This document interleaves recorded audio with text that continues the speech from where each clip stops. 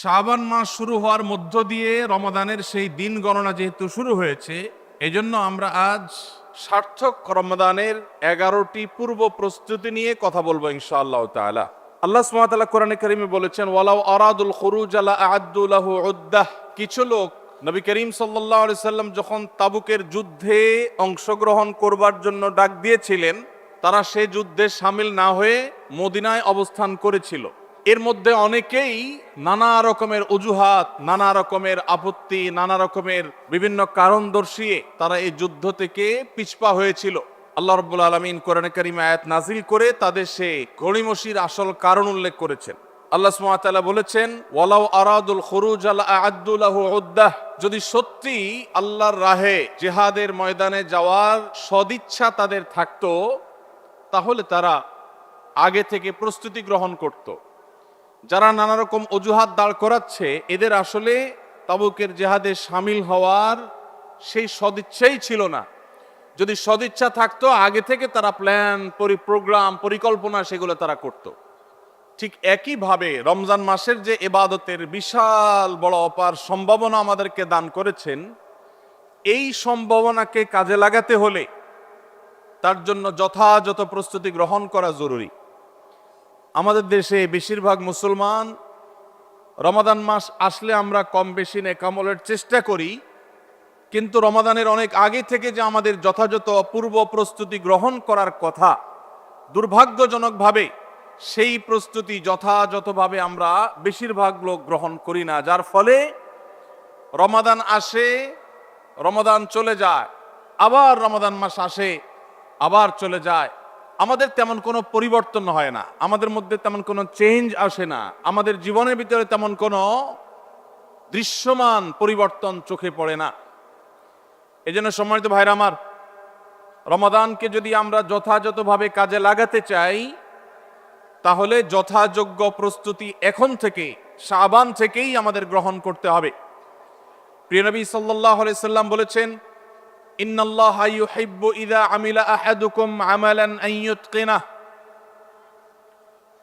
আল্লাহ রাব্বুল আলামিন বান্দা যে কোনো কাজ করলে সেটা যদি ইতকানের সাথে করে, দৃঢ়তার সাথে করে, উত্তম উপায়ে করে, যথাযথভাবে করে, সে কাজটা যদি করার মতো করে, তো আল্লাহ তাআলা সেটাকে পছন্দ করেন এবং ভালোবাসেন।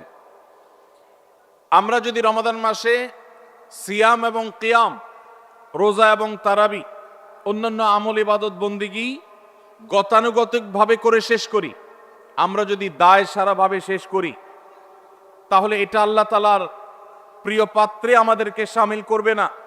আর যদি রমাদানের প্রত্যেকটি ইবাদত বন্দিগি এটা হয় ইতকানের সাথে, এটা হয় দৃঢ়তার সাথে, এটা হয় সুন্দরতম উপায়ে, এটা হয় যথাযথভাবে, তাহলে সেই ইবাদত আমাদেরকে আল্লাহর প্রিয় পাত্রে পরিণত করবে ইনশাআল্লাহ। প্রিয় ভাইরা আমার, রমাদান মাসের সেই ইবাদত বন্দিগিগুলোকে যথাযথভাবে করবার প্রয়োজনেই আগে থেকেই আমাদের যথাযথ প্রস্তুতিও থাকতে হবে। কারণ কথায় আছে, যে কোনো কাজের যথোপযুক্ত এবং প্রয়োজনীয় প্রস্তুতি গ্রহণ করা মানে হলো সেই কাজটির অর্ধপূর্ণতা। যে কোনো কাজ প্রস্তুতি যত ভালো হয়, কাজটা তত ভালো হয়। প্রস্তুতি যত নরমাল হয়, খারাপ হয়, কাজটা তত খারাপ হয়। এই জন্য আমরা রমাদান মাসকে যদি অর্থবহ এবং আমাদের লাইফ চেঞ্জিং ইবাদতের মৌসুম হিসাবে, সিজন হিসাবে গ্রহণ করতে চাই, তাহলে এখন থেকে তার জন্য আমাদের সুনির্দিষ্ট প্ল্যান, পরিকল্পনা থাকতে হবে, প্রস্তুতি থাকতে হবে। আল্লাহ রাব্বুল আলামিন আমাদের সবাইকে সেই তৌফিক দান করুন। এই যে রমাদান আসছে আর কয়দিন পর, কারা কারা এই রমাদানকে সবচেয়ে সুন্দরভাবে ব্যবহার করতে চান, একটু হাত তোলেন। আল্লাহ রাব্বুল আলামিন আমাদের সবার হাতগুলো কবুল আর মঞ্জুর করুন, বলুন আমিন। আল্লাহ আমাদেরকে রমাদানকে সর্বোচ্চ ভালোভাবে ব্যবহার করার তৌফিক দান করুন। ভাইরা আমার, এই রমাদান মাস আসার বহু আগে থেকেই আমাদের সোনালী যুগের স্বর্ণ মানবেরা যারা ছিলেন, মুহাম্মদুর রাসূলুল্লাহ সাল্লাল্লাহু আলাইহি ওয়াসাল্লামের হাতে গড়া সাহাবা একরাম, সাহাবীদের শিষ্যত্ব পাওয়া, সান্নিধ্য পাওয়া, তাদের সান্নিধ্যের সৌরভে স্নিগ্ধ হওয়া সেই তাবেঈগণ, তাবেঈগণ তারা রমাদানের যথেষ্ট আগে থেকে সুনির্দিষ্ট প্ল্যান প্রোগ্রাম করে প্রস্তুতি গ্রহণ করতেন। একজন প্রখ্যাত তাবেঈ আছেন, সাহাবীদের শিষ্যত্ব পেয়েছেন, এরকম একজন তাবেঈ আছেন যার নাম ছিল মুআল্লা ইবনে ইয়াজিদ। তিনি বলেছেন, সালাহ বা পূর্বসূরীগণ অর্থাৎ সাহাবী তাবেঈগণ তারা রমজানের 6 মাস আগে থেকে, রমজান আসার 6 মাস আগে থেকে আল্লাহর কাছে দোয়া করতেন, রোনাজারি করতেন, কান্নাকাটি করতেন এই মর্মে যে আল্লাহ, রমাদান মাস পর্যন্ত আমার হায়াত বাড়িয়ে দাও, আমি যেন রমজান পাই, রমজানকে যেন সুযোগকে যেন কাজে লাগাতে পারি, রমজানের সুবর্ণ সুযোগ যেন আমার হেলায় হারিয়ে না যায়, সেজন্য আল্লাহর কাছে আগে থেকে এই নিয়ামত প্রাপ্তির জন্য দোয়া করতেন। আর রমজানের পরে বাকি যে 6 মাস, এই 6 মাস তারা দোয়া করতেন, আল্লাহ রমজানে যে সমস্ত আমল ইবাদত, যে সমস্ত নেকামল বন্দিগি আপনি করার তৌফিক দিয়েছেন, সেগুলো যেন আপনি মেহেরবানি করে কবুল এবং মঞ্জুর করেন, অ্যাকসেপ্ট করেন, আপনি যেন সেগুলোকে গ্রহণ করে নেন, সেজন্য 6 মাস তারা দোয়া করতেন। তাহলে দেখা গেল সালাফে সালেহিন তাদের কাছে রমাদান এত গুরুত্বপূর্ণ ছিল যে রমজানের আগের 6 মাস এবং পরের 6 মাস রমজান ভাবনায় তারা সব সময় ডুবন্ত ছিলেন, নিমজ্জিত ছিলেন, এর মধ্যেই তারা সব সময় মগ্ন থাকতেন। অথচ আমাদের শাবানের 10, 15, 20 দিন চলে গেলেও রমাদানের আবহ আমাদের অনেকের জীবনে, আমাদের অনেকের লাইফস্টাইলে, আমাদের অনেকের প্ল্যান পরিকল্পনার মধ্যে দেখা যায় না। এজন্য ভাইরা আমার, যথাযোগ্যভাবে রমজানকে যদি আমরা কাটাতে চাই, এর সঠিক ব্যবহার যদি করতে চাই, যেই প্রস্তুতিগুলো লাগবে, 11টি প্রস্তুতি যেগুলো আমাদের রমজানকে সার্থক করতে পারে ইনশাআল্লাহ, তোর মধ্যে সর্বপ্রথম যে প্রস্তুতিটি দরকার সেটি হলো রমজান মাস শুরু হওয়ার আগে থেকেই, যথেষ্ট আগে থেকেই তওবা এবং ইস্তেগফার করতে হবে। কি করতে হবে ভাই? তওবা ইস্তেগফার কেন করবেন? তওবা ইস্তেগফার তো সারা বছরের রুটিন আমল। রমাদানকে কেন্দ্র করে রমজান মাসকে যদি আপনি সঠিকভাবে ব্যবহার করতে চান, তাহলে কেন আপনাকে তওবা ইস্তেগফার করতে হবে? কারণ হলো তওবা এবং ইস্তেগফার এর মাধ্যমে আমরা আল্লাহর রহমতের উপযুক্ত হব। মক্কার মসজিদুল হারামের ইমাম শেখ আব্দুর রহমান আস-সুদাইস হাফিজাহুল্লাহ, তার কাছে সৌদি আরবের কিছু যুবকরা এসেছিলেন, এসে বললেন, শেখ, প্রতি বছর রমজান আসলেই আমরা অনেক প্ল্যান প্রোগ্রাম করি, অনেক কোরআন খতম দিব, অনেক নেকামল করব, দোয়া রোনাজারি করব, দান সাদাকা করব, দুর্ভাগ্যজনকভাবে সেটা আমাদের আর রমজান মাসে করা হয় না। আফসোস করতে করতে রমজান মাস পার হয়ে যায়। আপনি আমাদেরকে পরামর্শ দিন, কেন আমাদের প্রতি বছর জীবনে রমজান আসে অথচ সেটা সঠিক ব্যবহার করতে পারি না? তখন শেখ সুদাইস তাদেরকে বলেছিলেন, রমাদান মাসে ইবাদত বন্দেগী করতে পারা এটা আল্লাহর নেয়ামত, এটা আল্লাহর অনুগ্রহ, এটা আল্লাহর রহমত। যে রমজান পেয়েও ইবাদত করতে পারলো না, সে তো হতভাগা, কপাল পোড়া। এই হতভাগ্যের কাতারে সাধারণত সেই মানুষগুলোই পড়ে যারা আল্লাহর রহমতের উপযুক্ত না।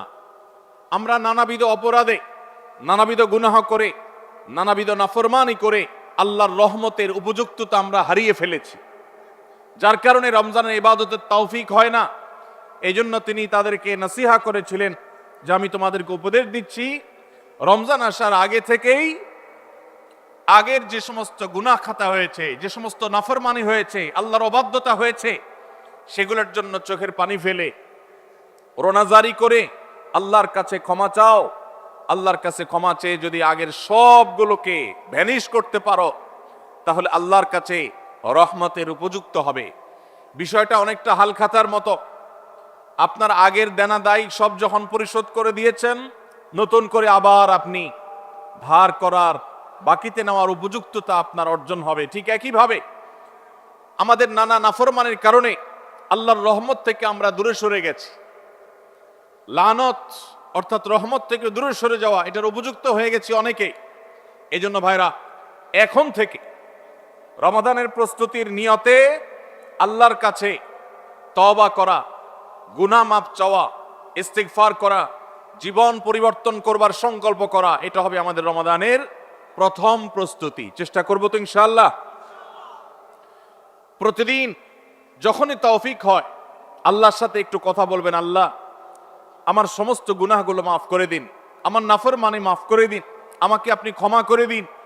আমি যদি আপনার রহমতের জন্য কোনো কারণে অনুপযুক্ত হয়ে যাই, আমার কোনো বদবখতির কারণে, আমার কোনো কৃতকর্মের কারণে, তো আপনি সেগুলো মাফ করে দিন।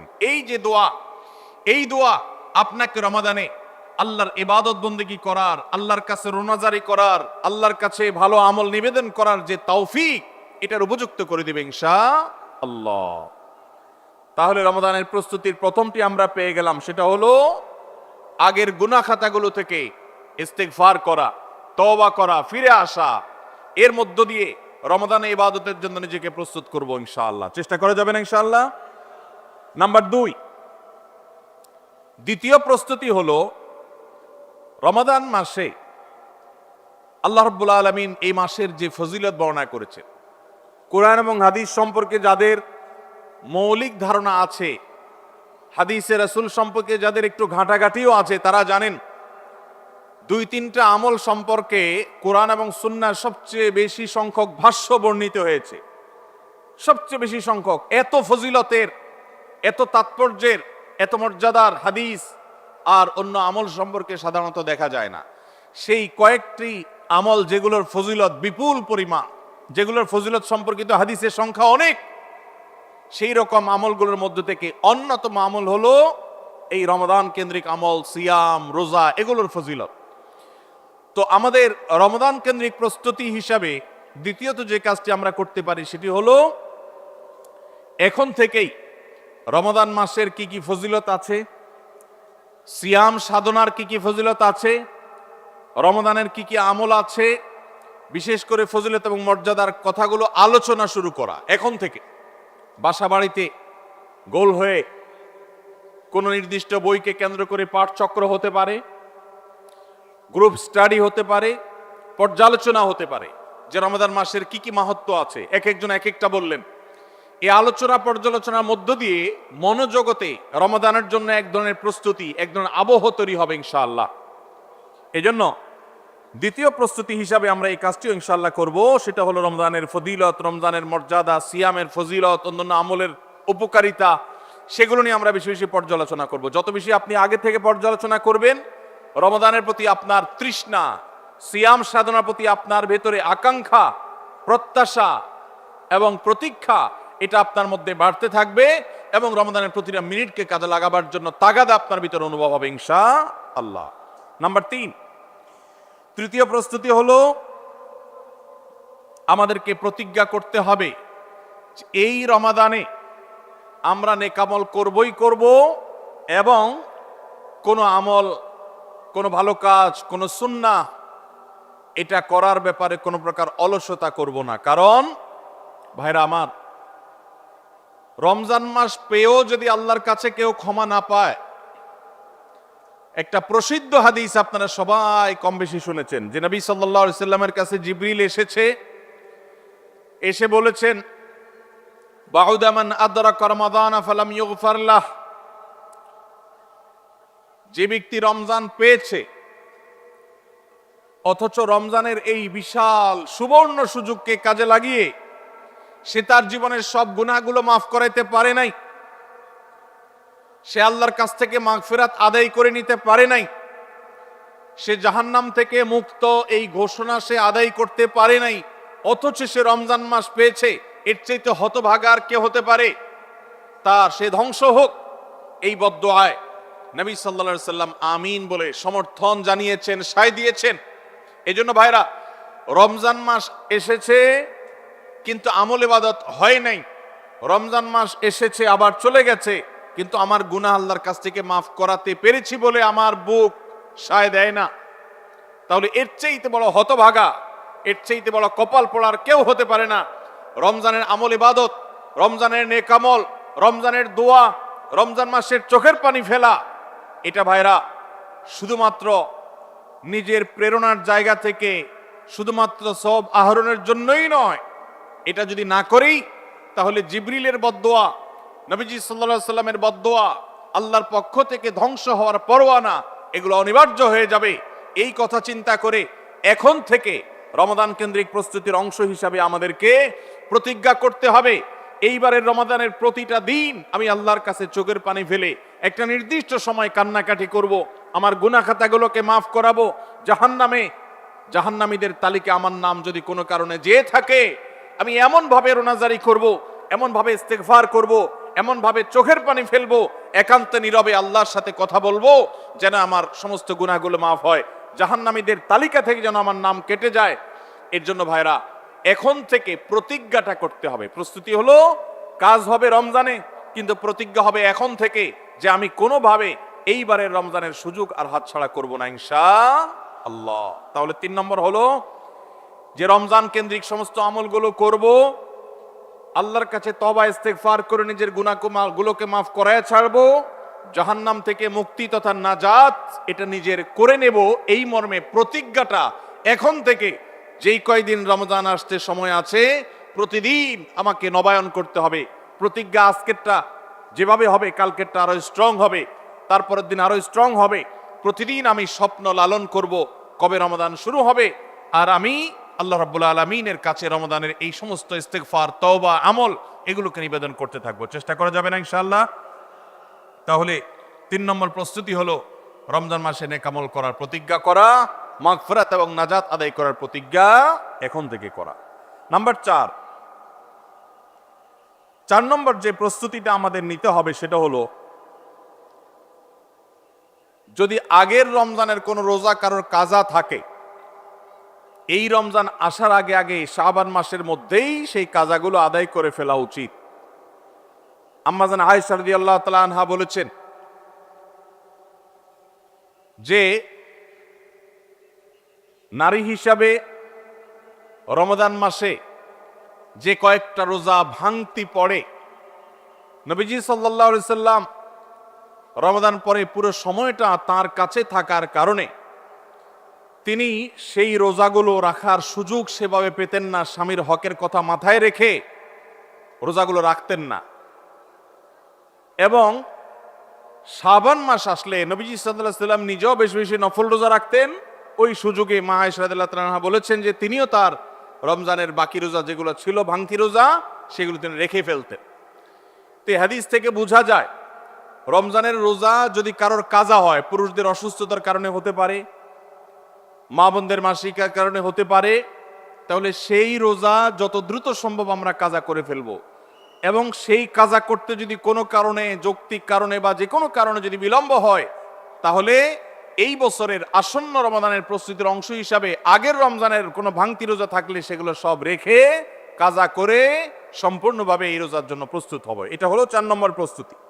নাম্বার 5 নম্বরের রমজানের প্রস্তুতি হলো, আল্লাহ রাব্বুল আলামিনের কিছু সাধারণ ক্ষমা আছে, কমন ক্ষমা, গণহারে মাফ।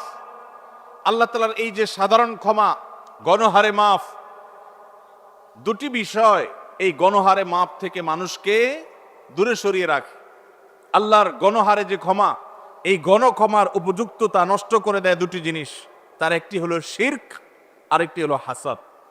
একটা হলো হিংসা, আরেকটা হলো শিরক।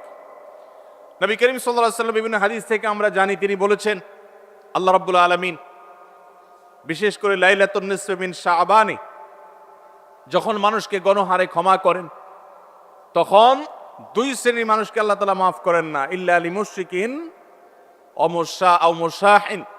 তবে যদি মুশরিক আর মুশাহিন থাকে, শত্রুতা করে, হিংসা করে অন্যের প্রতি, এইরকম মানুষ যদি থাকে, তাদেরকে আল্লাহ তাআলা সাধারণ ক্ষমা আওতায় আনেন না।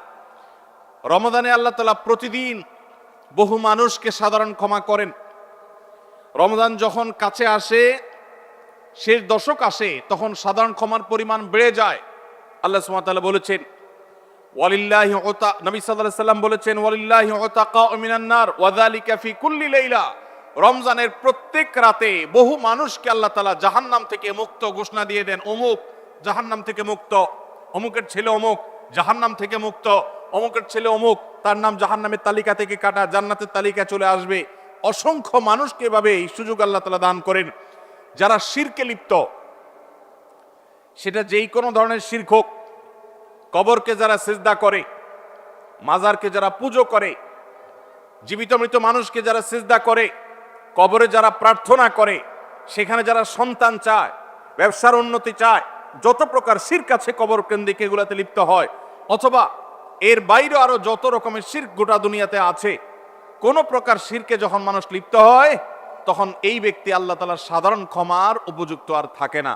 এই জন্য ভাইরা, রমজানের প্রস্তুতির অংশ হিসাবে 5 নম্বরের যে প্রস্তুতি আমরা গ্রহণ করব সেটা হলো, আল্লাহ তাআলা যেহেতু রমজানে অনেককেই সাধারণ ক্ষমা করবেন, আমি যেন সেই সাধারণ ক্ষমা প্রাপ্ত সৌভাগ্য মানুষদের তালিকায় ঢুকতে পারি, সেজন্য আমার অন্তর থেকে হিংসাকে ধুয়ে মুছে সাফ করে ফেলতে হবে। কোন মুসলমানের কল্যাণ দেখে আমার কষ্ট হবে না, কারোর ভালো দেখে আমার ভেতরে জ্বালা পড়া হবে না, পারলে তার জন্য আরো বেশি দোয়া করব। যে কারোর ভালো হোক আমি আরো ভালো চাইবো, কারোর কোনো ক্ষতি আমি চাইবো না। এই কল্যাণকামিতাই হলো দিন। আদ-দীনু আন-নাসীহা। কিলা লিমান ইয়া রাসূলুল্লাহ? ক্বালা লিল্লাহি ওয়া লিরাসূলিহি ওয়া লিআম্মাতিল মুসলিমিনা ওয়া আইম্মাতিহিম। নবী সাল্লাল্লাহু আলাইহি সাল্লাম বলেছেন, ধার্মিকতা কিসের নাম? ধার্মিকতা, দিনদারিতা কিসের নাম? ধার্মিকতা হলো কল্যাণকামিতার নাম। আল্লাহ রাব্বুল আলামিনের আদেশ নিষেধ মেনে চলা, নবী সাল্লাল্লাহু আলাইহি সাল্লামের আদেশ নিষেধ মেনে চলা, এটাই হলো তাদের জন্য কল্যাণকামিতা।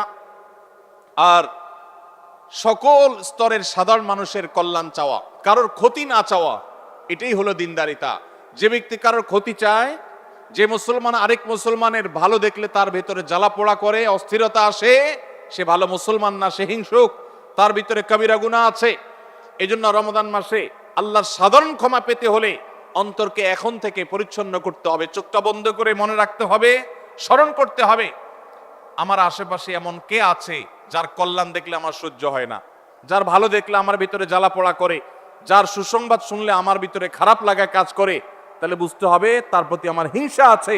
আল্লাহর জন্য নিজের হিংসা থেকে পরিচ্ছন্ন হয়ে অন্তরকে ধুয়ে সাফ করে তারপরে রমজানের সাধারণ ক্ষমার জন্য উপযুক্ত করতে হবে এখন থেকে। ঠিক একইভাবে আমি আমার কথায়, আমার কাজে, আমার বিশ্বাসে কোনো মাধ্যমে আল্লাহর সঙ্গে শিরক করছে কিনা, আরশের মালিকের সাথে শিরক করছে কিনা, আল্লাহ বলেছেন ইন্নাল্লাহা লা ইয়াগফিরু আন ইউশরাকা বিহি ওয়া ইয়াগফিরু মা দুনা যালিকা লিমান ইয়াশা। আল্লাহর সঙ্গে শিরক করা হলে এটা আল্লাহ মাফ করবেন না। শিরকের অপরাধ এটা যদি কেউ করে তওবা ছাড়া মারা যায়, আল্লাহ তাআলা এই অপরাধ ক্ষমা করবেন না, এটা আল্লাহর আগে থেকে দেওয়া ঘোষণা।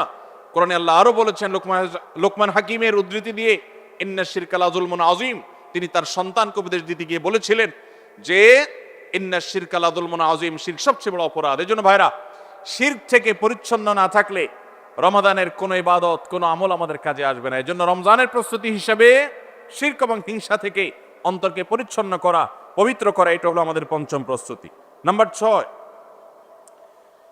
বিগত রমজান যেগুলো আমাদের জীবনে এসেছে, সেই সমস্ত রমাদানে কেন আমার আমল ইবাদত হয় নাই? রমজান আসার আগে নিয়ত করছি কোরআনটা খতম দেব, কিন্তু দিতে পারি নাই। রমজান আসার আগে নিয়ত করেছিলাম এই বছর একটা তারাবিও মিস করব না, কিন্তু অনেকগুলো মিস হয়ে গেছে। রমজান আসার আগে নিয়ত করেছিলাম এই বছর রমজান থেকেই ধূমপান করা ছেড়ে দিব, কিন্তু অনেকে ছাড়তে পারেন নাই। রমজান আসার আগে নিয়ত ছিল এই বছর রমজানে একটা খারাপ জিনিস মোবাইলে, টিভিতে দেখব না, কিন্তু সেই প্রতিশ্রুতি রাখতে পারি নাই। কেন পারি নাই? বিগত রমজানের সমস্ত আমল নামা নিয়ে বসতে হবে এখন থেকে, শাবান থেকে, আজকে থেকেই, যে আমার গত রমজানে আমল ইবাদতের ক্ষেত্রে প্রতিবন্ধকতা, বাধাগুলো কি কি ছিল, একটা একটা করে সম্ভব হলে লিখে ফেলবেন। নাম্বার 1, আমি তারাবিটা নিয়মিত পড়তে পারি নাই, কারণ অমুক অমুক বন্ধুর সাথে আড্ডায় যেতে হয়েছে, তাহলে এটা আমার একটা বাধা। আমি হারাম জিনিস থেকে বেঁচে থাকবো, কিন্তু পারি নাই কেন? কারণ ফেসবুকে ঢুকছে একটা কাজে, সেখান থেকে আমার আরো 5টা অকাজ করা লাগছে, তাহলে এটা আরেকটা কারণ, ফেসবুক। এভাবে একটা একটা করে আপনি যদি কারণ লেখেন, লেখার পর আসন্ন রমাদানকে অর্থবহ এবং সার্থক করবার স্বার্থে এবং প্রয়োজনে সেই চিহ্নিত কারণগুলো একটা একটা ধরে হিম্মত করে, সৎসাহস করে, আল্লাহকে সন্তুষ্ট করবার আশায় ছুঁড়ে ফেলে দিতে হবে নিজের জীবন থেকে। এই সংকল্প এবং এই কাজটা যদি আপনি করতে পারেন, তাহলে ইনশাআল্লাহ আপনি দেখবেন আপনার এই রমজান আপনার জীবনে শ্রেষ্ঠ রমজান হয়েছে। ভাইরা আমার, নবী করিম সাল্লাল্লাহু আলাইহি সাল্লাম তাঁর জীবদ্দশায় কয়টা রমজান পেয়েছেন? মাত্র 8টা রমজান পেয়েছে। দ্বিতীয় হিজরিতে রমজানের রোজা ফরজ করা হয়েছে, দশম হিজরিতে আল্লাহ তাকে দুনিয়া থেকে নিয়ে গেছেন। মাত্র 8টা রমাদান তিনি পেয়েছেন নবী সাল্লাল্লাহু আলাইহি সাল্লাম। বহু সাহাবী আছেন তাদের জীবনে রমজান মাত্র পেয়েছেন একটা রমজান পেয়েছেন। এরপরে রমজান আসার আগে হয়তো জিহাদের ময়দানে গিয়ে শাহাদাত বরণ করেছেন। অনেক সাহাবী আছেন হয়তো 40, 45, 50 বছর বয়সে ইসলাম গ্রহণ করেছেন, এরপরে কয়েক বছরের মধ্যে দুনিয়া থেকে চলে গেছেন, রমজান পেয়েছেন অল্প কয়েকটা। আর আমরা জন্মসূত্রে মুসলমান হওয়ার সুবাদে এক একজন মানুষ 20টা, 30টা, 40টা, 50টা রমজান আমরা পেয়েছি। দুর্ভাগ্য আমাদের, সাহাবা একরাম মাত্র 2, 4, 5টা রমজান পেয়ে তাদের জীবনকে যেই পর্যায়ে নিয়ে গেছেন, আমরা বেশিরভাগ মানুষ জীবনে 30, 40, 50টা রমজান পেয়েও আমাদের জীবনকে সে পর্যায়ে নিতে পারি নাই। ভাইরা আমার, এই জন্যই আসন্ন রমাদানকে সঠিকভাবে ব্যবহার করবার জন্য আমাদের বিগত রমজানগুলোর সমস্ত সমস্যাগুলোকে চিহ্নিত করতে হবে। কি কি কারণে আমি এর আগের রমজানগুলো সঠিকভাবে কাজে লাগাতে পারিনি, ব্যবহার করতে পারিনি, সেগুলো একটা একটা করে দূর করতে হবে। যেমন সোশ্যাল মিডিয়া, ফেসবুক, ইউটিউবের আসক্তি, এটা আমার আগের বছর রমাদানের যে ইবাদত, এটার ক্ষেত্রে প্রতিবন্ধকতা ছিল। তাহলে এই বছরের ইবাদতের প্রস্তুতির অংশ হিসাবে এই সোশ্যাল মিডিয়া, ফেসবুক আমার মোবাইল থেকে আনইনস্টল করে ফেলতে হবে। চেষ্টা করা যাবে না ইনশাআল্লাহ? ভাইরা আমার, যদি ফেসবুক আমার আমল ইবাদতের প্রতিবন্ধকতা তৈরি করে, তাহলে ফেসবুককে আল্লাহর জন্য কোরবানি করবেন রমজান মাস উপলক্ষে। কারা কারা প্রস্তুত আছেন? হাত তোলেন। বুঝে শুনে হাত তুলছেন? বুঝে শুনে হাত তুলছেন? আল্লাহ এই হাতগুলোকে সবগুলোকে কবুল আর মঞ্জুর করুন। যুবক ভাইয়েরা, আপনারা ফেসবুক মোবাইল থেকে আনইনস্টল করার নিয়ত করছেন, এটার মানে কিন্তু আপনারা এক একজন আল্লাহর রাহে কোরবানি হওয়ার নিয়ত করছেন। প্রস্তুত আছেন তো ইনশাআল্লাহ?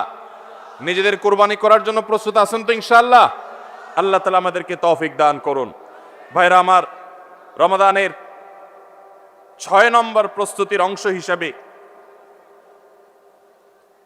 যে কাজটি করতে হবে বলছিলাম, সেটা হলো আমাদের সমস্যাগুলো কি কি হয়েছে সেগুলো চিহ্নিত করে সেগুলো দূর করতে হবে। আর 7 নম্বর প্রস্তুতির অংশ হিসাবে আমরা যেটি করব সেটা হলো রমাদান কেন্দ্রিক সমস্ত আহকাম এবং মাসাইল, বিধিবিধানগুলো আমাদের শিখে ফেলতে হবে। এটা রমজানের প্রস্তুতি। আমাদের দেশে অনেক মসজিদে ইমাম সাহেবরা তালিম করেন রোজা ভঙ্গের কারণ কি, রোজা মাকরুহ হওয়ার কারণ কি, রোজার জন্য ক্ষতিকর বিষয়গুলো কি কি, এগুলো রমজান মাসে বিভিন্ন নামাজের পরে তালিম করেন। এটা একটা ভালো চেষ্টা, কিন্তু এই কাজটা যদি আমরা শাবান মাস থেকে নিজস্ব উদ্যোগে করি সেটা হবে আরো ভালো চেষ্টা। কথা কি বুঝে আসছে ভাই? তাহলে রমজান আসার আগে থেকেই আমরা মাসাইলের তালিম, মাসাইলের শিক্ষা, জ্ঞান অর্জন, রমজানের বিধিবিধানগুলো আমরা জানার চেষ্টা করব। এটা হবে পার্ট অফ প্রিপারেশন ফর রমাদান। রমজানের জন্য প্রস্তুতির অংশ হিসাবে আমাদের এখন থেকে রমজান এবং সিয়ামের মাসাইলগুলো জানতে হবে। আল্লাহ আমাদের সবাইকে আমলের তৌফিক দান করুন। 8 নম্বর হলো রমজানে যে আমলগুলো করবেন এখন থেকে সেগুলোর ওয়ার্ম আপ এবং রিহার্সেল শুরু করে দিবেন, প্রস্তুতি শুরু করে দিবেন, চর্চা শুরু করে দিবেন। কারণ মানুষ দাঁড়ানো অবস্থায় হঠাৎ করে জোরে দৌড় দিতে পারে না। একটা গাড়ি সেটা দাঁড়ানো অবস্থায় হঠাৎ করে 100, 150, 110, 20 গতিতে চলতে পারে না। প্রথম 10, 20 হয়, এরপরে 40, 60 হয়, এরপর আস্তে আস্তে 100 বা 110, 20 হয়। এই জন্য রমাদান মাসে যদি আপনি বিপুল পরিমাণ ইবাদত করতে চান, অনেকে আছেন অপেক্ষা থাকেন রমজানের চাঁদ উঠলে সব শুরু করব। এদের দ্বারা জীবনে কিছুই হয় না। যারা আসলেই রমজানে কিছু করতে চায় তারা এখন থেকে শুরু করবে। রমজানে আমরা রোজা রাখবো, নবী সাল্লাল্লাহু আলাইহি সাল্লাম শাবান থেকে নফল রোজা রাখার অভ্যাস শুরু করতেন। রমজানে আমরা দোয়া করব, এখন থেকে দোয়ার রিহার্সেল শুরু করা, প্রস্তুতি শুরু করা। যে কোনো গুরুত্বপূর্ণ কাজের আগে মহড়া শুরু হয়, তারপরে মূল কাজ শুরু হয়। এই জন্য শাবান মাস থেকে আমাদের প্রস্তুতি চলতে হবে। চেষ্টা করা যাবে না ইনশাআল্লাহ? তাহলে 8 নম্বরের প্রস্তুতি হলো যেই আমলগুলো রমজানে করব সেগুলোর রিহার্সেল, সেগুলোর প্রস্তুতি, ওয়ার্ম আপ এখন থেকে শুরু হবে। নাম্বার 9, রমজান মাসের দিন এবং রাত যেভাবে কাটাবেন তার জন্য একটা প্ল্যান করে ফেলবেন, সুন্দর করে একটা স্কেডিউল করে ফেলবেন, রুটিন করে ফেলবেন যে আমি কোরআন তেলাওয়াতটা কোন সময় করব। দিনের কোন সময়টাতে আমি কোরআন তেলাওয়াতের জন্য টাইম বরাদ্দ রাখলে সেটা মিস হবে না। হতে পারে ঘুমানোর আগে, হতে পারে ফজরের পরে। কোন টাইমটা আমার সবচেয়ে কোরআন তেলাওয়াতের জন্য নিরাপদ টাইম সেটা আমি ফিক্স করব। এই ঠিক একইভাবে আমি আল্লাহর কাছে রোনাজারের জন্য ভালো সময় কোনটা সেটা ঠিক করব। আমরা আমাদের আসুন্নাহ ফাউন্ডেশন থেকে আপনারা জানেন রমাদান প্ল্যানার নামে একটা প্ল্যানার তৈরি করেছি রমজানকে অর্থবহ করবার জন্য। এবছর আরেকটা নতুন বই আমাদের আসছে সামনের সপ্তাহে ইনশাআল্লাহ, মাহে রমজানের 27টি আমল, মাসনুন আমল কোরআন সুন্নাহর আলোকে। প্রত্যেকটা খুঁটিনাটি আমলকে আলাদা আলাদা করে উল্লেখ করা হয়েছে, খুব ছোট্ট ছোটি বই। উদ্দেশ্য রমাদানকে অর্থবহ করা। অতএব রমাদানকে অর্থবহ করবার জন্য আপনার প্ল্যান করতে হবে আগে থেকে, সেটা এখন থেকেই, যে আপনি কখন কোন কাজটা করবেন, কোন আমলটা করবেন, কোন ভালো কাজটা করবেন। এগুলো যদি আগে থেকে প্ল্যান হয় দেখবেন কাজটা করা সহজ হয়েছে। নাম্বার 10, রমাদানের প্রস্তুতির অংশ হিসাবে চাঁদ দেখার চেষ্টা করতে হবে। চাঁদ দেখা, আজকাল চাঁদ দেখার আমলটা বিলুপ্ত হয়ে গেছে, অনেকটাই হারিয়ে যাচ্ছে। চাঁদ দেখা কমিটি ছাড়া সাধারণ মানুষ চাঁদ দেখতে আমরা ভুলে গেছি। আমরা চাঁদ দেখি কিন্তু ফেসবুকে, আকাশে না। চাঁদ কি ফেসবুকে দেখবেন না আকাশে দেখবেন? সবাই যদি চাঁদ ফেসবুকে খোঁজেন তাহলে আকাশে সরকারি কিছু লোক খুঁজবে, হেলাল কমিটির লোকজন খুঁজবে। হেলাল কমিটির লোকদের উপরে ভরসা করে যদি এই কোটি কোটি মানুষ তাদের রোজা রাখে তাহলে প্রায় বছর দেখেন গন্ডগোল লাগে। চাঁদ উঠছে আবার উঠে নাই, উঠে নাই ঘোষণা হয়ে আবার 11টা বাজে 10টা বাজে উঠছে। এই ঘটনা হয় না? হয় না?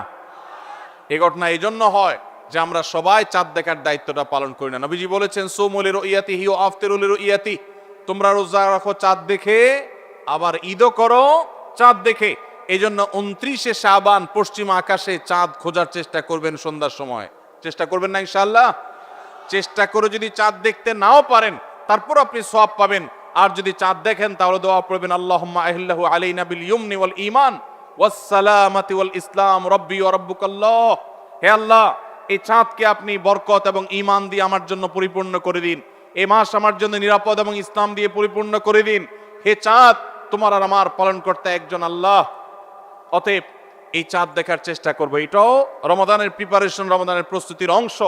11 নম্বর হলো আল্লাহর কাছে ভাই চোখের পানি ফেলে এখন থেকে দোয়া করব, আল্লাহ এই যে রমজান আসছে এটা যেন আমার জন্য লাইফ চেঞ্জিং হয়, এটা যেন আমার জীবন পরিবর্তনকারী হয়, এটা যেন আমাকে মুত্তাকি বানিয়ে ছাড়ে, এটা যেন আমাকে নেকামল ওয়ালা বানিয়ে দেয়, এটা যেন আমার জীবনে বিশাল বড় অ্যাচিভমেন্ট এনে দেয়, এটা যেন আমাকে মাগফিরাত পাইয়ে দেয়, এটা যেন আমাকে নাজাত পাইয়ে দেয়, এটা যেন আমাকে জান্নাতের উপযুক্ত করে। এই রমজান যেন আমাকে জাহান্নামীদের তালিকা থেকে আমার নামকে কাটানোর নিশ্চয়তা এনে দেয়। সেইভাবে রমজানকে কাটাবার জন্য আপনি তৌফিক দান করুন। এখন থেকে আল্লাহর কাছে এই বরাদ্দ আদায় করতে হবে, চেয়ে নিতে হবে এবং সেটার জন্য দোয়া করতে হবে। এই দোয়াটা হলো একাদশ এবং সর্বশেষ প্রস্তুতি। চেষ্টা করা যাবে না ইনশাআল্লাহ? রমাদান উপলক্ষে আসুন্নাহ ফাউন্ডেশন থেকে আমরা একটা ঘোষণা গত বছরে দিয়ে রেখেছি, ইনশাআল্লাহ এই রমাদানে সেটা কার্যকর হবে। সেটা হলো যে রমজান মাসে যদি কেউ পুরো কোরআনে কারীম অর্থ সহকারে বুঝে পড়ে, মাদ্রাসার নিচের ক্লাসের ছাত্ররা তারা শরীক হতে পারবে, উপরের ক্লাসের ছাত্র অথবা আলেম ওলামা তাদের জন্য এটা না, কারণ তারা তো এই কম্পিটিশনে এমনিতেই ভালো করবে। এটা আমাদের সাধারণ শিক্ষিত ভাইদের জন্য, স্কুল কলেজের ভাইদের জন্য, সর্বস্তরের নারী পুরুষ, দেশে বিদেশে প্রবাসে থাকা সব মানুষদের জন্য উন্মুক্ত। অনলাইনে নিজস্ব ওয়েবসাইটে আমরা এই পরীক্ষা নিয়ে থাকি। 6টি ধাপে সারা বছর নেওয়া হয়েছে। এখন সামনে রমাদানে যেটা হবে সেটা হলো মূল, যে কেউ যারা আগের কোনো ধাপে পরীক্ষা দেয় নাই তারাও সবাই দিতে পারবে। কাজ হলো শুধু একটাই, সেটা হলো রমাদানকে কেন্দ্র করে আপনি টার্গেট করবেন পুরা কোরআনের শুরু থেকে শেষ পর্যন্ত আমি একবার ভালো করে অর্থ সহকারে বুঝে পড়ার চেষ্টা করব। চেষ্টা করা যাবে না ইনশাআল্লাহ? আল্লাহ তাআলা কি বলেছেন পুরা কোরআনে আমরা অনেকে পড়তে চাই, জানতে চাই, কিন্তু হয়ে ওঠে না। আপনি এই রমজানকে কেন্দ্র করে টার্গেট করেন প্রতিদিন আমি 1 পারা বা 1.5 পারা। ইমাম সাহেব বা হাফেজ সাহেব তারাবিতে যে তেলাওয়াত করেন পুরো পারাটা আমি যদি সুন্দর করে দেখে যাই এবং দেখার পরে পরিবারের লোকদের সাথে গ্রুপ স্টাডি করি, মুদারাসা করি, যেটা নবী সাল্লাল্লাহু আলাইহি সাল্লাম জিবরিলের সাথে করতেন, সেটা যদি আপনি করেন তাহলে রমজানের শেষ জুমাবার বাদ ফজর অনলাইনে আমাদের পেজ থেকে লিঙ্ক দেওয়া হবে, লিঙ্কে ক্লিক করে শর্ট টার্মে একজন একটু রেজিস্ট্রেশন করে দিতে হবে, নিজে পারলে ভালো, না হলে যারা অনলাইন বোঝে তারা 1 মিনিট লাগবে রেজিস্ট্রেশন করতে, বাস। এরপরে আপনি ডাইরেক্ট পরীক্ষা দিতে পারবেন। এমসিকিউ প্রশ্ন, একটা অক্ষরও লিখতে হবে না, সব প্রশ্ন উত্তর দেওয়া আছে, 4টা উত্তর দেওয়া থাকবে, সঠিকটা সিলেক্ট করতে হবে। এই পরীক্ষা যারা বিজয়ী হবেন তাদের জন্য পুরস্কার হলো 15 লক্ষ টাকা। 15 লক্ষ টাকার পুরস্কারের ঘোষণা আমরা দিয়েছি। এর মধ্যে প্রথম 3 জনকে আমরা ইনশাআল্লাহ বিদিনিল্লাহ ওমরা করাবো। 3 জনের ওমরার জন্য আল্লাহর 3 বান্দা ইতোমধ্যে স্পন্সর হয়ে টাকা জমা দিয়ে দিয়েছেন আমাদের কাছে। এখন শুধুমাত্র কারা কারা ওমরা যেতে চান সে মানুষগুলো দরকার। আপনারা সবাই যেতে চান ইনশাআল্লাহ? অতএব ভাইরা, রমাদানকে কেন্দ্র করে ওই যে প্রিপারেশন, প্রস্তুতির অংশ হিসাবে এখন থেকে কোরআনে কারিম বুঝে পড়া শুরু করে দেন, পরীক্ষার দিন পরীক্ষা দেন। আপনি পুরস্কার জিতেন আর না জিতেন, আল্লাহ বলেছেন ফাস্তাবিকুল খায়রাত, ভালো কাজে প্রতিযোগিতা করা এটা ইটসেলফ একটা ভালো কাজ। অতএব আপনি পরীক্ষায় অংশগ্রহণ করেছেন, প্রতিযোগিতায় নাম লিখিয়েছেন, এটাই একটা ইবাদত। আপনার রমাদান কর্তব্য করে যেতে পারে ইনশাআল্লাহ। সবার চেষ্টা করবো তো ইনশাআল্লাহ রমাদানকে কেন্দ্র করে। তাহলে যেই প্রস্তুতিগুলো আমরা নিতে পারি, যেগুলো আমাদের রমাদানকে অর্থবহ করতে পারে, তার ভিতরে 1 নম্বর বলেছিলাম তওবা ইস্তেগফার করে আগের সব গুনাহগুলো থেকে আল্লাহর কাছ থেকে মাগফিরাত আদায় করে নেওয়া, যাতে করে রমজানে ইবাদতের জন্য আপনি উপযুক্ত হন, আল্লাহর রহমত প্রাপ্তির তৌফিক প্রাপ্ত হন। অনেক সময় গুনাহগুলো ইবাদতের ক্ষেত্রে বাধা হয়, গুনাহের কারণে আল্লাহর ইবাদতের তৌফিক হয় না। নাম্বার 2, আল্লাহ রাব্বুল আলামিন রমজানের এবং সিয়ামের যে ফজিলতের কথা বলেছেন, নবীজি সাল্লাল্লাহু আলাইহি ওয়াসাল্লাম যেসব ফজিলতের কথা বলেছেন, মর্যাদা, মাহাত্ম্য, তাৎপর্যের কথা বলেছেন, এগুলোর আলোচনা, পর্যালোচনা এগুলো এখন থেকে শুরু করা। আপনার অফিসে, বাসায় বিভিন্ন রকমের হাদিস, রমজানের ফজিলত, সাহারি ইফতারের ফজিলত, গুনাহমুক্ত থাকার ফজিলত, তাকওয়া চর্চার ফজিলত, রমজানের আমল, এগুলো এখন থেকে জানাশোনা শুরু করে দেন। এখন থেকে এটা রিহার্সাল শুরু করেন। রমজানকে অর্থবহ করবার জন্য আমরা রমজান প্ল্যানার করেছি। রমজানকে অর্থবহ করবার জন্য আমরা কোরআন তারাবির সালাতে কোরআনের বার্তা বই করেছি। রমজানকে অর্থবহ করার জন্য আমাদের আরেকটা বই আসছে, মাহে রমজানের 27 আমল। এই সব আয়োজন কিভাবে রমজানকে সুন্দরভাবে কাটানো যায় সেজন্য এখন থেকে আপনি ফজিলতের হাদিসগুলো জানেন, আলোচনা করেন, দেয়ালে দেয়ালে নিজের বাসায় লাগায় রাখেন এবং বারবার দেখেন, পর্যালোচনা করেন, আবহ তৈরি হবে ইনশাআল্লাহ। নাম্বার 3, তৃতীয় প্রস্তুতি হলো এইবারের রমাদানে যে কোনোভাবে মাগফিরাত আদায় করে ছাড়বো আল্লাহর কাছ থেকে। জাহান্নামীদের তালিকা আমার নাম থেকে থাকলে এটা কাটায় ছাড়বো, এই মর্মে প্রতিজ্ঞা করা, এটাও প্রিপারেশন। এখন থেকে নিয়ত করা যে এই রমজানটা অর্ডিনারি রমজান হবে না, এই রমজানটা শুধু সাহারি আর ইফতার আর তারাবি এই 3 জিনিসের নাম হবে না, এটা একটা অর্থবহ রমজান হবে। একটা নাফরমানি আমি করব না, একটা গুনাহ আমি করব না। এখন থেকে প্রতিজ্ঞা করতে হবে নিজের সাথে নিজে, প্রতিদিন নিজের সাথে নিজের বোঝাপড়া ফাইনাল করতে হবে, এটা প্রস্তুতি। নাম্বার 4, বিগত রমাদানের যদি কোনো রোজা কাজা হয়ে থাকে সেগুলো সব আদায় করে শেষ করতে হবে শাবানের মধ্যে। নাম্বার 5, শিরক এবং হাসাদ, হিংসা, এগুলোর কারণে আল্লাহর সাধারণ ক্ষমার উপযুক্ততা মানুষ হারিয়ে ফেলে, সেগুলো থেকে মুক্ত থাকার প্রতিজ্ঞা করে মুক্ত থাকার জন্য চেষ্টা করতে হবে এখন থেকে, যে শিরক থেকে থাকলে জীবনে কখনো সে শিরক থেকে মুক্ত হওয়া, অন্তরের কারো প্রতি হাসাদ থাকলে সেটাকে দূর করা, তার কল্যাণকামী হওয়া, এগুলোর মধ্য দিয়ে রমজানে যে সাধারণ ক্ষমা হবে তার জন্য যে উপযুক্ততা তৈরি করা, এটাও রমজানের প্রস্তুতির অংশ। নাম্বার 6, বিগত রমজানগুলোতে কোন কোন কারণে আমার আমল হয় না, কোন দোস্তের কারণে, কোন বন্ধুর কারণে, কোন গ্রুপের কারণে, কোন অ্যাপসের কারণে, কোন ফেসবুকের কারণে, সেগুলো একটা একটা করে এই রমজানে যেন জীবনে না থাকে সেগুলা ছিন্ন করার জন্য প্রস্তুতি নেওয়া। নাম্বার 7, রমজানের মাসলা মাসাইলগুলো জানা, এটাও রমজানের প্রস্তুতির অংশ, এখন থেকে সেটা করা। 8 নম্বর হলো রমজানে যে আমল করতে চান এখন থেকে সেগুলো শুরু করে দেন, তেলাওয়াত করা। অনেক সালাফ শাবান মাস থেকে প্রচুর তেলাওয়াত করা শুরু করতেন, নবীজি শাবান মাস থেকে নফল রোজা শুরু করতেন। এগুলো হলো আগে থেকে প্রস্তুতি এবং মহড়া। রমজানে যা করবেন, দান সাদকা করবেন, এখন থেকে লিস্ট করেন, তালিকা শুরু করে দেন, টাকা পয়সা শুরু করে দেন, এগুলো হলো পার্ট অফ প্রিপারেশন। 9 নম্বর হলো রমজান কিভাবে কাটাতে চান তার একটা রুটিন করে ফেলেন, দিন রাত 24 ঘন্টার রুটিন। বাচ্চাদের, ফ্যামিলির অনেক ধরনের আমল আছে রমজানকে কেন্দ্র করে, যেগুলো হারিয়ে গেছে আমাদের সমাজ থেকে। রুটিন করেন এবং ইলম অর্জন করার চেষ্টা করেন। নাম্বার 10, চাঁদ দেখার চেষ্টা করতে হবে, এটাও রমজানের প্রস্তুতির অংশ। আর 11 নম্বর হলো আল্লাহর কাছে দোয়া করতে হবে, আল্লাহ যেন আমাদেরকে রমজানের রোজাকে যথাযথভাবে আদায় করার তৌফিক দান করেন। চেষ্টা করা যাবে তো ইনশাআল্লাহ।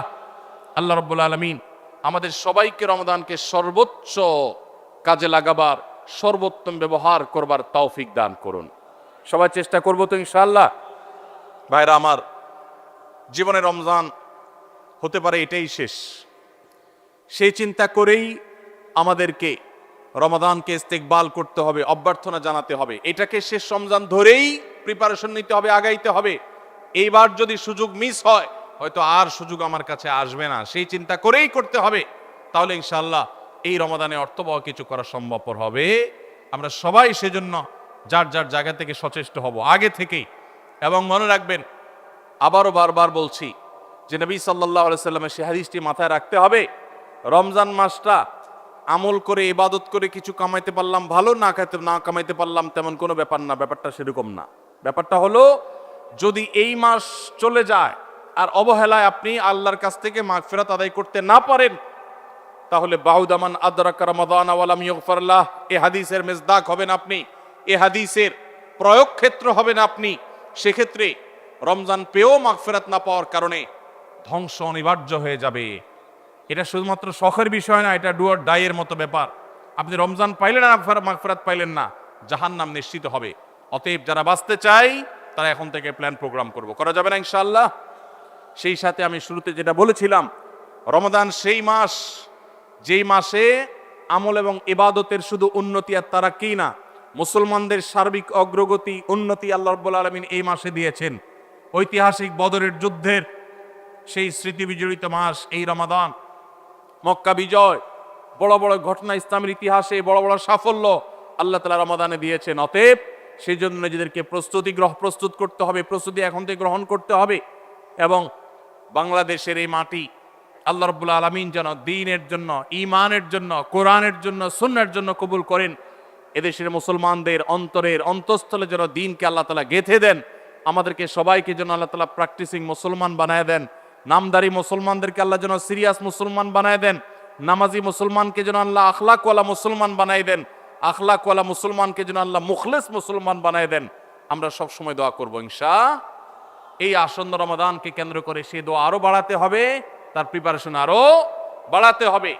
এদেশের সংখ্যাগরিষ্ঠ মানুষ, তারা ইসলামকে পছন্দ করে, মুসলমান, তারা ইসলামকে ভালোবাসে মনে প্রাণে, ধর্মপ্রাণ।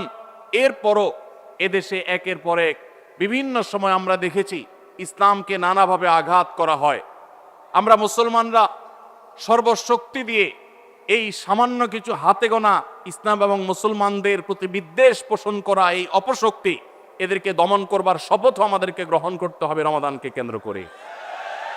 আপনারা অনেকে ইতোমধ্যে জেনেছেন, অনেকে আপনারা জেনেছেন এবং দেখেছেন,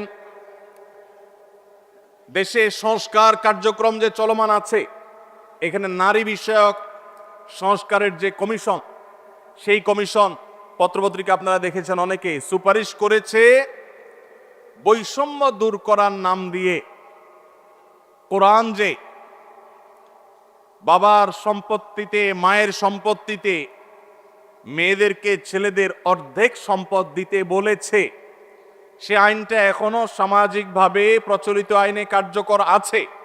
এইটাকে পরিবর্তন করার, আল্লাহর এই বিধানকে পরিবর্তন করার সুপারিশ করেছে এই নারী বিষয়ক সংস্কার কমিশন।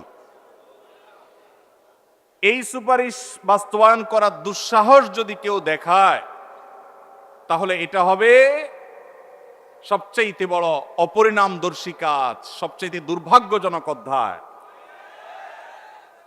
শুনতে খুব ভালো শোনা যায়, খুব মুখরোচক মনে হয়। একই বাবার সন্তান, ছেলে এবং মেয়ে, ছেলে 2 টাকা পাইলে মেয়ে কেন 1 টাকা পাবে? কিন্তু এর পেছনে লুকায়িত আছে এক গভীর শয়তানের ষড়যন্ত্র। সেটা হলো, পশ্চিমা পৃথিবীর মানুষেরা তাদের পরিবার ব্যবস্থাপনা ধ্বংস হয়ে গেছে, বহু আগেই তাদের পরিবার ব্যবস্থাপনা মুখ থুবড়ে পড়েছে। আজ এই ভারতবর্ষে শুধু মুসলমান কেন, আমাদের এই অঞ্চলের হিন্দু, খ্রিস্টান, বৌদ্ধ সব ধর্মের মানুষের মধ্যে পারিবারিক বন্ডিং এবং পরিবার ব্যবস্থাপনা, স্বামী স্ত্রীর মধ্যকার সৌহার্দ্য যতটুকু আছে, পশ্চিমারা সেগুলা কল্পনাও করতে পারে না। ওরা আমাদের চাইতে জ্ঞানে বিজ্ঞানে এগিয়ে থাকতে পারে, ওরা আমাদের চাইতে তথ্য প্রযুক্তিতে অগ্রসর থাকতে পারে, তারা অবকাঠামোতে আমাদের চাইতে 200 বছর এগিয়ে থাকতে পারে, কিন্তু পরিবার ব্যবস্থাপনা আমরা ওদের চাইতে 500 বছর এগিয়ে আছি। আমাদের এখানকার স্বামী স্ত্রীর মধ্যকার ভালোবাসা, এটা তাদের দেশে সোনার হরিণ। আমাদের এখানকার সন্তানের সাথে বাবা মার বন্ডিং, তাদের ওখানে সেটা দুষ্প্রাপ্য। ভাইরা আমার, এই যে সমতার নাম দিয়ে, বৈষম্য দূরের নাম দিয়ে এই যে নতুন প্রস্তাবনা আসছে, এই প্রস্তাবনার মিনিং হলো পরিবার ব্যবস্থাপনাকে ধ্বংস করে ফেলা। কিভাবে সেটা? ছেলে এবং মেয়ে উভয় যখন সমান সমান হারে 1 টাকা করে পাবে, তখন পশ্চিমাদের মতো ছেলে বলবে মেয়েকে, বাসা ভাড়া তুমি অর্ধেক শেয়ার করো, সংসার খরচ তুমি অর্ধেক শেয়ার করো, যেভাবে পশ্চিমা পৃথিবীতে আছে। এইটা যদি শুরু হয়, তখন পরিবার ব্যবস্থাপনা ওদেরটা যেরকম ধ্বংস হয়েছে, আমাদেরটাও ধ্বংস হওয়া অনিবার্য হবে। দুইজনকে ঘরের বাহির হতে হবে। এটা হলো স্বামী স্ত্রীর মধ্যকার রেষারেষি শুরু হওয়ার একটা সূচনা, একটা সূত্রপাত, যে তোমার কাছেও 2 টাকা আছে, আমার কাছেও 2 টাকা আছে, তাহলে সংসার খরচ আমি দিলে তুমি কেন দিবা না, তোমাকেও দিতে হবে। এখন আল্লাহ রাব্বুল আলামিন যে সুন্নাতুল্লাহি ফিল আরদ, পৃথিবীতে আল্লাহর যে নিয়ম রেখেছেন, পুরুষরা বাহিরের দিকটা সামলায়, মেয়েরা ভেতরের দিকটা সামলায়। পুরুষরা বাহিরের জগৎটাকে দেখে, মেয়েরা ভেতরের জগৎটাকে দেখে। এই যে বন্টন, এই বন্টনের মধ্য দিয়ে যে পরিবার ব্যবস্থাপনা মানব সভ্যতার শুরু থেকে আজও পর্যন্ত আসছে, এটার ভিন্ন পথ এক্সপেরিমেন্ট করে, চালিয়ে, পরীক্ষা চালিয়ে পশ্চিমারা ফেইলিওর হয়ে গেছে, ব্যর্থ হয়ে গেছে। এখন আমাদের সমাজকে ব্যর্থ করার অপচেষ্টায় এদেশে তাদের কিছু দোসররা করছে এবং তারা এই কাজে লিপ্ত আছে। বিধায় আমাদেরকে চোখ কান খোলা রাখতে হবে। কোরআনে কারীমের আইন, কোরআনে কারীমের বিধান এমনিতেই তো নাই, যে 2-1টা সমাজের খাঁজে ভাজে আছে, এগুলাকে ধুয়ে পরিষ্কার করার যে শয়তানের ষড়যন্ত্র, নীল নকশা, এটা ইনশাল্লাহ এদেশের মানুষ বাস্তবায়ন করতে দিবে না। এদেশের মানুষ দিনকে যতটা ভালোবাসে, ফু মেরে, তুড়ি মেরে, সংস্কারের নামে আল্লাহর দেওয়ার সেই বিধান, এটাকে উড়িয়ে দেয়া হবে আর সাধারণ মানুষ চুপচাপ বসে থাকবে।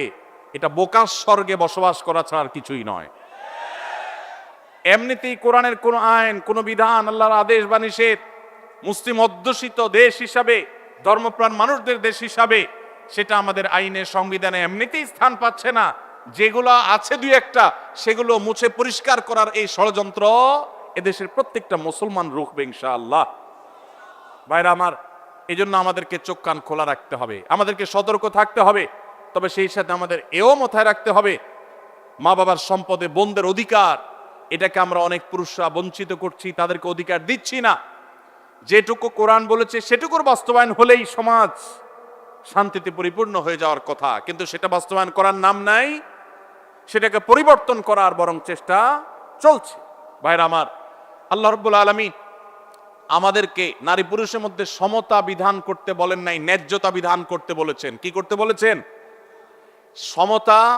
ইসলাম সমতার কথা বলে না, ন্যায্যতার কথা বলে। সব সময় সমতা মানুষের ন্যায্যতাকে নিশ্চিত করে না, সব সময় সমতা মানুষের ন্যায্যতাকে নিশ্চিত করে না। এই জন্য ইসলাম ন্যায্যতা কথা বলেছে। ন্যায্যতা এটা থাকতে হবে, সমতা থাকা জরুরি নয়। আল্লাহ আপনাকে একটা ছেলে দিছে, একটা মেয়ে দিছে। ছেলেটার জ্বর হয়েছে, তাকে নাপা খাওয়াইছেন 103 ডিগ্রি জ্বর। মেয়েটার শরীরে কোনো জ্বর নাই, সুস্থ মানুষ, তাকে বলতেছেন তুমিও তো আমার ঘরে জন্ম নিয়েছ, 1 পাতা নাপা কিনেছি, ছেলেটাকে খাইয়েছি একটা, তুমিও তো ভাত খাইছো, এখন একটা নাপা তুমিও খাও, না হলে তো আমার ভয় হয় যে আমি সমতা বিধান করলাম না। কি বলেন? ছেলের জ্বর হয়েছে, তাকে নাপা খাওয়াইছেন, এখন সমতা যদি বজায় রাখতে হয় তাহলে মেয়েকেও কি করা লাগবে? নাপা খাওয়ানো। এক ছেলের বয়স 20, তার জন্য যে সাইজের জামা কিনেছেন, আরেকজনের বয়স 10। সমতা বিধান করতে হলে তার জন্য একই সাইজের জামা কিনতে, একই সাইজের জামা যদি কিনেন তাহলে সেটা কি ইনসাফ হবে না বেইনসাফ হবে? ইসলাম এই মুখরোচক, সস্তা, শুনতে শুধু ভালো শোনা যায় এরকম সমতা নারী পুরুষের মধ্যে করতে বলে না, ন্যায্যতাকে নিশ্চিত করতে বলে। আপনি কোথাও আপনার ছেলে মেয়েদেরকে কোনো ভালো কিছু দেখাবার জন্য নিয়ে গেছেন, 2 জন ছেলে বা 1 জন ছেলে 1 জন মেয়ে গেছে, একজন বড় একজন ছোট, একটু উপরে উঠে দেখতে হবে। সেজন্য যে বড় 15 বছর বয়স, তার দেখার সুবিধার জন্য 3টা ইট দিয়ে বলেছেন তুমি এবার দাঁড়াও, সে দেখতে পাচ্ছে। এখন যার বয়স 5, তার জন্য যদি 3টা ইট দেন সে কি দেখতে পাবে? কিন্তু যেহেতু বড়জনকে 3টা দিবেন, ছোটজনকেও 3টা দিবেন, ছেলেকে 3টা দিবেন, মেয়েকেও 3টা দিবেন, এটা হলো সমতার দাবি। আর ন্যায্যতার দাবি হলো যার 3টা লাগে তারা 3টা দিবেন, যার 6টা লাগে তাকে 6টা দিবেন। এটা হলো ন্যায্যতা। ইসলাম নারী পুরুষের মধ্যে ন্যায্যতা নিশ্চিত করতে বলে, সমতা নয়। পশ্চিমারা যে সমতার কথা বলে এটা মুখরোচক, বস্তাপচা, সস্তা স্লোগান। এই স্লোগান কখনো ইনসাফ প্রতিষ্ঠা করতে পারে না। পশ্চিমাদের সমাজ ব্যবস্থা ইনসাফ প্রতিষ্ঠা হয় নাই। নারীরা মুসলমানদের চাইতে 1000 গুণ বেশি নিগৃহীত, নিষ্পেষিত। আমাদেরকে বুঝতে হবে এবং ধারণ করতে হবে। আল্লাহ রাব্বুল আলামিন কোরআন এবং হাদিসের আলোকে আমাদের জীবনকে, আমাদের সমাজকে, আমাদের দেশকে, আমাদের পরিবারকে সবকিছুকে ঢেলে সাজাবার তৌফিক আমাদেরকে দান করুন। আমাদেরকে কোরআন এবং হাদিসকে ধারণ করতে হবে, রমাদান কর্তব্য করতে হবে। যে সমস্ত কথা আমরা শুনলাম, জানলাম, দিনভর আলোচনা হলো, আল্লাহ তাআলা আমাদের সবাইকে আমলের তৌফিক দান করুন। হাদা ওয়াসাল্লি ওয়াসাল্লিম আলা নবিয়িনা মুহাম্মদ ওয়া জাযাকুমুল্লাহু খাইরা। ওয়াসসালামু আলাইকুম ওয়া রাহমাতুল্লাহি ওয়া বারাকাতুহু।